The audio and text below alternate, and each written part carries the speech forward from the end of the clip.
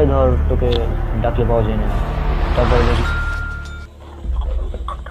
ও এগুলা এগুলো একটা, তাহলে আমি অবশ্যই সেইটার উপর আমল করবো। দেখি কি আমার সব এই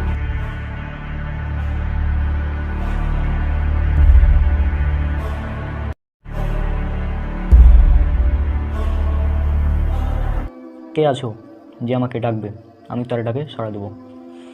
তারপর কে আছো যে আমার নিকট চাইবে, আমি তাকে তা দিয়ে দেবো। কে আছো যে আমার কাছে ক্ষমা চাইবে, আমি তাকে ক্ষমা করে দেবো। শুধু 15 শ্রাবণের রাত না, প্রতি রাতের কথা বলা হচ্ছে। সিয়ামের কথা বলতে হয়, সিয়াম অর্থাৎ রোজা রাখার কথা পরের দিন। তাহলে শুনে নাও, সেটা হচ্ছে যে সহিহ বুখারীর আরও একটা হাদিস, এটা উল্লেখ করা আছে সহিহ বুখারীর 1975 অর্থাৎ 1975 নম্বর হাদিস। সেখানে বলা হচ্ছে আল্লাহ রাসূল সাল্লাল্লাহু আলাইহি ওয়াসাল্লাম বলেছেন, প্রতি চন্দ্র মাসে 3টি করে সিয়াম রাখা সারা বছর সিয়াম রাখার সমান। এবং এই হাদিস, যে দুটো হাদিস বললাম, এই দুটো হাদিস নিয়ে কারো মতভেদ নেই। আরেকটা আছে, সেটা বলছি, সেটা হচ্ছে যে কি আল্লাহ সুবহানাহু ওয়া তাআলা প্রতি সোমবার এবং বৃহস্পতিবার অনেক মানুষকে ক্ষমা করে দেন, তবে মুশরিক অর্থাৎ যারা শিরক করে এবং যারা হিংসা করে তারা ব্যতীত।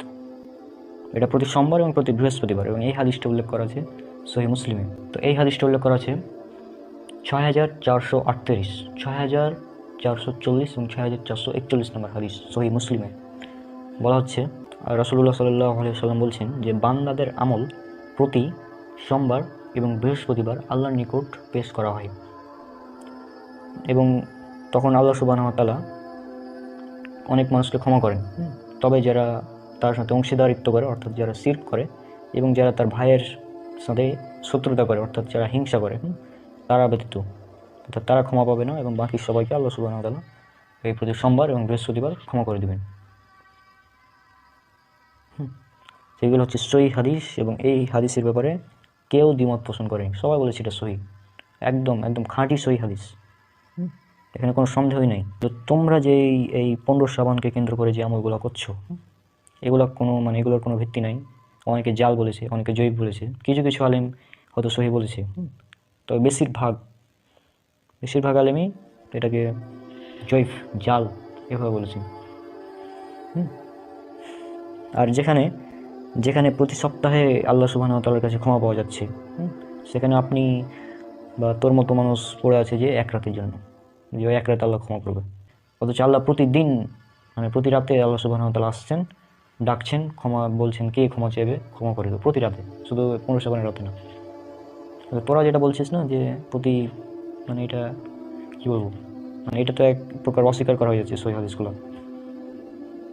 যেখানে সহিহ হাদিসে এত সুন্দর ফজিলত বর্ণনা করা আছে, সেখানে কী দরকার এই মতভেদপূর্ণ মাসালার দিকে যাওয়ার, মতভেদপূর্ণ হাদিস যেটা অনেকে জাল, অনেকে জয়ীফ বলেছে। সহিহ হাদিস আছে, তো সেটা আমরা আমল করি। প্রতি সোমবার বৃহস্পতিবার আমল করো তুমি, সমস্যা কী? সোমবার রোজা রাখার কথা তো হাদিসে আছে, প্রতি মাসে 3টা করে সিয়াম রাখার কথা তো হাদিসে আছে। তো সেটা না করে ওই মাত্র একদিন রোজা রাখবো, একদিন আল্লাহকে ডাকবো, এটা তো মানে উচিত না, মানে এটা তো মানে হাস্যকর কথা। এই কারণেই আমরা এটাকে বিদআত বলি, একমাত্র এই কারণে যে সহিহ হাদিসকে বাদ দিয়ে জাল জয়ীফ হাদিস এনে সেটার উপর আমল করা হচ্ছে, এই কারণে এটা বিদআত।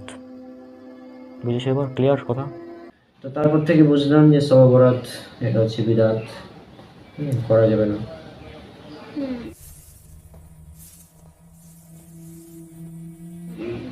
বুঝছো? বুঝেছি। আর এরপর আর একদিন তার সাথে সাক্ষাৎ, মানে আমি গিয়েছিলাম আর কি, আমাদের দাদা যখন মারা গেল না, তারপর এই 40 করার জন্য, 40 মৃত্যুবার্ষিকী পালন করো, তো আমি ভাবলাম মোসাব্বরকে ডাকি, সে দোয়া টোয়া করবে, ভালো হবে। তো গেলাম, তো তখন যেটা হলো আর কি। কী অবস্থা হঠাৎ? অবস্থা তো ভালোই আমার। তারপর তোমার সাথে দেখা করতে এলাম, এর একটি গুরুত্বপূর্ণ কারণ আছে। যে তুমি জানো যে আমার দাদা মারা গেছে বেশ কিছুদিন আগে। হ্যাঁ শুনেছি তো, তোমার দাদা মারা গেছে এই প্রায় 30 দিন আগে, এটা তো শুনলাম, জানাজাতেও গেছিলাম আমি। তো আমি চাচ্ছি একটি 40-এর আয়োজন করতে, আর আমি চাচ্ছি যে অনুষ্ঠানে তুমি দোয়াগুলোর আয়োজন করবে। তোমাকে এটা কিভাবে যে বুঝাই, যে এই যে চল্লিশা তুমি যে করতে যাচ্ছ, এই চল্লিশা করা এটা হচ্ছে বিদাত। এটা বিদাত এই কারণে, বিদাত মানে কারণ এর কোনো দলিল নেই, রেফারেন্স নেই। আল্লাহ রসুল বা সাহাবিগণ কেউ চল্লিশা পালন করেছেন এরকম কোনো রেফারেন্স বা দলিল নেই, এই জন্য এটা হচ্ছে বিদাত। আচ্ছা, এটা করলে সমস্যা কি, মানে কোনো প্রবলেম? মানে আরে আবার দলিল দিয়ে কি হবে, আজীব ব্যাপার। দলিল দিয়ে কী হবে, তাই না? আচ্ছা ধরো, আমি তোমাকে একটা জিনিস বুঝাই যে ধরো তুমি একটা জমি কিনলা, একটা জমি কিনতে যাচ্ছ, তুমি জমি কিনবা একটা, জমিটার দাম ধরো 1 কোটি টাকা, 1 কোটি টাকার একটি জমি তুমি কিনবা। এখন তুমি কি ওই জমিটা দলিলবিহীনভাবে কিনবা, মানে ওই জমিটা কিনবা কিন্তু ওই জমির কোনো দলিল নেই, এরকম কোনো জমি আজীব ব্যাপার। আমি আবার বিনা দলিলের জমি কেন কিনতে যাব? হ্যাঁ, আমাকে কি পাগল পাইছো যে আমি একটা জমির দলিল নাই আর সেই জমি আমি কিনবো? এটা অসম্ভব, তো আবার 1 কোটি টাকার। হ্যাঁ, এটা হতে পারে না। কেন কিনবো না? জমি তো 1 কোটি টাকা, জমি তো ভালোই, কিন্তু কোনো দলিল নেই, তুমি কিনবা না কেন? কিনা ভালো তো, 1 কোটি টাকা দাম জমির। বিনা দলিলে কোনো জমি আমি কিনবো না, কোনো বোকা এবং পাগল লোকেরা এটা কিনবে, তাছাড়া কেউ কিনবে না। মানে তুমি দুনিয়ার সামান্য 1 কোটি টাকার জমি এটা কিনবা, তাতেই তোমার একটি দলিল লাগবে। বা 1 কোটি অনেক বেশি হয়ে গেল, আমি যদি কম একটা জমি, ধরো একটা জমি, সে ছোট্ট একটা জমি, দাম মাত্র 10,000 টাকা, মাত্র 10,000 টাকা দাম ওই এলাকায় ছোট একটি জমির। তো এই 10,000 টাকার জমি, এটা কি তুমি বিনা দলিলে কিনবা? জমি 1 কোটি টাকার হোক, 1 লাখ টাকার হোক, 10,000 টাকার হোক, আর 1,000 টাকারই হোক, বিনা দলিলে কোনো জমি আমি কিনবো না। কেন বিনা দলিলে কেন কোনো জমি কিনবা না? বা তুমি যখন তোমার জমি বিক্রি করতে যাবা, দলিলবিহীনভাবে কেউ কি তোমার কাছ থেকে জমি কিনে নিবে? মানে বিনা দলিলে তোমরা দুনিয়ার এই জমি জমা এগুলা ঠিকই তোমরা, মানে দলিল লাগে, এগুলোতে দলিল লাগবেই, দলিল মাস্ট, এটা মানে বাধ্যতামূলক। কিন্তু যখন ইবাদতের বেলায় আসছো, ইসলামের বেলায় আসছো, তখন আর কোনো দলিল নেই। আচ্ছা এবার বলো যে অনেক হুজুর তো বলছে, অনেকে হুজুর বলছে, ইউটিউবে দেখতে পাই যে তারা বলে এগুলো করা যায়, করা যায়, তো এই ব্যাপারে তুমি কি বলবো? আচ্ছা, তোমার পরের দাবি যে যেহেতু তুমি মেনে নিচ্ছ যে দলিল লাগবে, কিন্তু হুজুর যে বলে, অনেক বড় বড় হুজুর, তারা যে বলছে এগুলো কি, অনেক হুজুর বলছে যে চল্লিশা করা যাবে, জায়েজ, হ্যাঁ, এগুলো অনেকে বলছে তো, তাই না?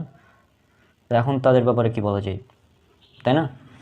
এখন দেখো, এই যে যারা হুজুর, যে সমস্ত হুজুর বলছে যে চল্লিশা করা যাবে, করতে হবে, হ্যাঁ, এগুলো করতে হয় মানুষ মারা গেলে, যারা বলে, তাদের কাছে কোনো দলিল নেই। তুমি এই যে এটা হচ্ছে কি, বিনা দলিলে জমি ক্রয় করে যেরকম তুমি ক্ষতিগ্রস্ত হবা, ঠিক সেরকমই বিনা দলিলে তুমি আমল করবা, আমল করে ক্ষতিগ্রস্ত হবা, সিম্পল। আল্লাহ রসুল সাল্লাহ সাল্লাম তিনি বলেছেন, এটা উল্লেখ করা আছে সহিহ মুসলিমে, খণ্ড নম্বর 4, ইসলামিক ফাউন্ডেশন, খণ্ড নম্বর 4, হাদিস নম্বর 4343 এবং 4344, এবং হাদিস একাডেমি হাদিস নম্বর 4384, 4385। এখানে বলেছেন যে কেউ যদি এমন কোনো আমল করে যা আমাদের দিনের মধ্যে নেই, অর্থাৎ যে সমস্ত আমল দলিলবিহীন সেগুলো বাতিল, সেগুলো যদি কেউ করে তাহলে বাতিল। আর দলিলবিহীন এই যে আমল, এগুলোকেই হচ্ছে বলা হয় বিদাত।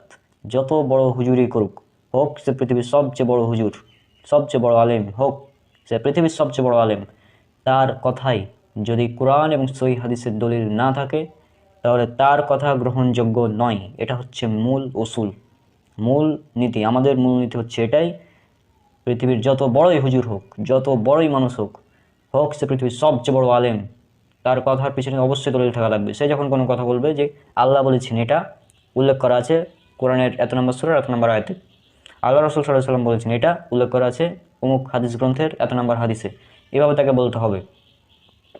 অর্থাৎ তাকে মূল দলিলটা দিতে হবে। যদি সে দলিল না দেয় এবং তার কথা যদি ভুল হয়, তার কথার যদি কোনো দলিল না থাকে, তাহলে তার কথা বাতিল। হোক সে পৃথিবীর সবচেয়ে বড় আলেম, সবচেয়ে বড় বক্তা, তার কথা বাতিল যদি তার কথায় কোনো দলিল না থাকে। আমাদের প্রথমে দলিল তালাশ করতে হবে। কোনো একজন ব্যক্তি একটি কথা বলল, আমরা যাচাই করব যে তার কথার কোনো দলিল আছে কিনা। যদি দলিল পাই তাহলে মেনে নেব, আর যদি আমরা দলিল না পাই তাহলে তার কথাটা একদম ছুঁড়ে ফেলে দেব। এটা হচ্ছে মেন কথা। আল্লাহ রসুল সাল্লাল্লাহু আলাইহি সাল্লাম বলেছেন, এটা উল্লেখ করা আছে সহিহ বুখারীতে, কিতাবুল ইলম, হাদিস নাম্বার 105 থেকে 110। যে ব্যক্তি আমার নামে মিথ্যা কথা বলল তার থাকার জায়গায় জাহান্নাম। এখন কোনো হুজুর যদি বলে যে আল্লাহ রসুলের নামে যদি মিথ্যা কথা বলে যে তিনি এরকম মিলাদ পালন করেছেন বা এরকম 3 দিনে এগুলো করেছেন, তাহলে এটা হচ্ছে কি, সে যদি এটা আল্লাহ রসুলের নাম নিয়ে বলে তাহলে তার থাকার জায়গায় জাহান্নাম, সে যত বড়ই হুজুর হোক তার থাকার জায়গা জাহান্নাম। আল্লাহ বলেছেন পবিত্র কোরআনে, এটা উল্লেখ করা আছে সূরা হুজুরাত সূরা নম্বর 49 আয়াত নাম্বার 6, যে যদি কোনো ফাসিক ব্যক্তি তোমাদের নিকট কোনো খবর নিয়ে আসে তাহলে তোমরা সেইটাকে যাচাই করে নাও। অর্থাৎ আল্লাহ সুবহানাহু ওয়া তাআলা বলছেন, যদি কেউ আমাদের নিকট কোনো তথ্য নিয়ে এলো, এবং আমাদের সেটাকে কী করতে হবে, যাচাই করতে হবে আসলে এই দলিলটা আছে কিনা, এই যে অমুক ব্যক্তি এই কথাটা বললো, এই কথাটার দলিল আছে কিনা কোরআন এবং হাদিসে, এটা আমাদের যাচাই করতে হবে। আর কোনো একজন হুজুর একটা কথা বললো, সে কথা আমি শুনলাম এবং মানুষকে বলে বেড়ালাম, এটা হচ্ছে মিথ্যাবাদীদের লক্ষণ। আল্লাহ রাসূল সাল্লাল্লাহু আলাইহি ওয়াসাল্লাম বলেছেন, এটা উল্লেখ করা আছে সুনান আবু দাউদে হাদিস নাম্বার 4992। এখানে উল্লেখ করা আছে, কোনো ব্যক্তি মিথ্যাবাদী হওয়ার জন্য এতটুকুই যথেষ্ট যে সে যা শুনে তার যাচাই বাছাই ছাড়াই বলে বেড়ায়। সুতরাং আমাদের কোনো কথা বলার আগে যাচাই বাছাই করতে হবে এবং আমাদের অবশ্যই দলিলের অনুসরণ করতে হবে। দলিল অর্থাৎ পবিত্র কোরআন এবং সহিহ হাদিস। আশা করি তুমি বিষয়টা বুঝতে পেরেছো যে আমাদের অবশ্যই দলিলের অনুসরণ করতে হবে। আর যেহেতু এই 40 করার কোনো দলিল নেই, 40 করা ব্যাপারে কোনো কথা নেই, 40 মিলাদ মাহফিল, তারপর এগুলো 3 দিনা 40 ইত্যাদি যেগুলো করা হয় মৃত ব্যক্তিকে কেন্দ্র করে, তারপর কবরের সামনে গিয়ে সম্মিলিতভাবে মোনাজাত করা, এগুলোর কোনো দলিল নেই। নামাজের পর সম্মিলিত মোনাজাত, এগুলোর কোনো দলিল নেই। এগুলো করলে বিদাত হবে, পাপ হবে। দলিলবিহীন আমল করা, দলিলবিহীন জমি ক্রয় করে তুমি যেরকম দুনিয়াতে ক্ষতিগ্রস্ত হবা, ঠিক সেরকমই দলিলবিহীন আমল করে পরকালে ক্ষতিগ্রস্ত হবা। তাই না? এবার বলো যে এই 3 দিনা 40 মৃত্যুবার্ষিকী তারপরে সম্মিলিত মোনাজাত করা যাবে না, এই কথাটা কোন হাদিসে লেখা আছে এটা বলো। আচ্ছা, সুন্দর প্রশ্ন। এবার তুমি বলছো যে এগুলো করা যাবে না, অর্থাৎ 40 করা যাবে না, 3 দিনা করা যাবে না, মানে করতে হবে এরকম কোনো কথা নেই। এখন করা যাবে না এটা কোথায় আছে, তাই না? এগুলো যে করা যাবে না এটা আবার কোথায় আছে, এটা তোমার প্রশ্ন, তাই তো? এখন আমি যদি বলি যে পুরা গ্রাম অর্থাৎ আমাদের গ্রাম নসিপুর পুরোটাই আমার, নসিপুরে যত জমি আছে সবগুলোই আমার, এটাকে তুমি মেনে নিবা? না। কেন মানবো না? পুরো নসিপুর আবার তোমার কেন হতে যাবে, আমি কেন মানতে যাবে? এটা আজীব ব্যাপার, পাগল নাকি? দলিল ছাড়া তোমার কথা কেন মানবো? হ্যাঁ, দলিল নেই এই জন্য তুমি মানছো না, তাই না? আমি বললাম পুরো নসিপুর আমার, কিন্তু এর কোনো দলিল নেই, এই জন্য তুমি মানবে না, কেউ মানবে না। কিন্তু আমি বলছি পুরো নসিপুর আমার, পুরো নসিপুরই আমার। এখন এর যেহেতু দলিল নেই, এখন তুমি দেখাও পুরো নসিপুর আমার নয়, এটা কোথায় লেখা আছে, এটা কোন দলিল লেখা আছে যে পুরো নসিপুর রণকের নয়, ওটা আমাকে দেখাও। এটার যে উত্তর এবং এটার যে উত্তর তুমি দিবা, সেই উত্তর একই, সেম উত্তর হচ্ছে যেটা তুমি প্রশ্ন করেছো তার। অর্থাৎ 40 মৃত্যুবার্ষিকী, নামাজের পর সম্মিলিত মোনাজাত, এগুলো কেন করা যাবে না? কারণ এগুলোর কোনো দলিল নেই। আর এগুলো যে নাই, এটা তো আর যেটা নেই সেটার আবার দলিল কেমনে হয়? যেটা আছে সেটার দলিল লাগবে। তুমি যদি দাবি করো যে নামাজের পর সম্মিলিত মোনাজাত আছে, তাহলে এর পক্ষে তোমাকে দলিল দিতে হবে যে আল্লাহ রাসূল করেছেন, হাদিস নাম্বার এত। আচ্ছা, বুঝলাম। তাহলে আমাদের দলিল মেনে চলতে হবে, যেটা দলিল নাই ওটা করা যাবে না। বুঝেছি, ধন্যবাদ তোমাকে। তখন বুঝলাম এগুলো বিদাত, আর যেগুলো বিদাত ওগুলো কোনো দলিল নাই। মোসাব্বিরুল ভাইয়ের লেখা একটা বই আছে, বিদাত করে বর্জনীয়, এটা যেমন ইন্ডিয়াতে অনেক ভাইরাল বইটা। হ্যাঁ হ্যাঁ, তো যাই হোক, এটা হলো। তারপর মানে আমি আবার তারপর থেকে আর কি ইউটিউবে বিভিন্ন হুজুরের ভিডিও দেখা শুরু করলাম। তো দেখছি একটা হুজুর একটা কথা বলে, কে বলছে এটা যায়, যা একজন বলছে এটা বিদাত। আমি তো এই সমস্যা নিয়ে মোসাব্বিরুল ভাইয়ের কাছে গেলাম, কারণ উনি আবার আমার এই সমাধানটা করে দিলেন সুন্দরভাবে।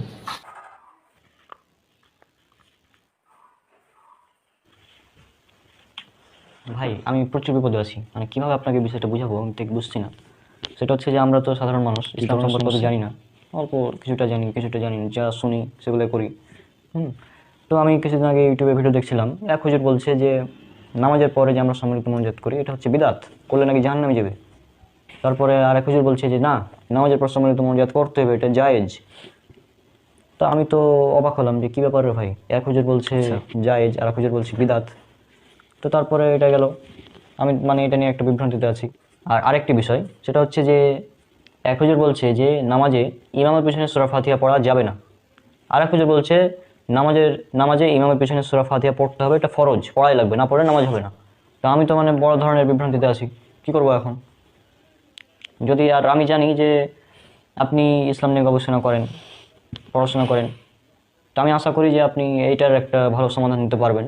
তো এইটার যদি একটা ভালো সমাধান দেন, তাহলে আমার এবং যারা দর্শক রয়েছে, আমাদের অনুসারী, তারা সবাই এর থেকে উপকৃত হবে। আমার প্রবলেমটা আমি বুঝেছি, সেটা হচ্ছে যে তুমি বলছো যে এক হুজুর এক কথা বলছে, আর এক হুজুর এক কথা বলছে, আমরা সাধারণ মানুষ, আমরা কোন দিকে যাব, তাই না?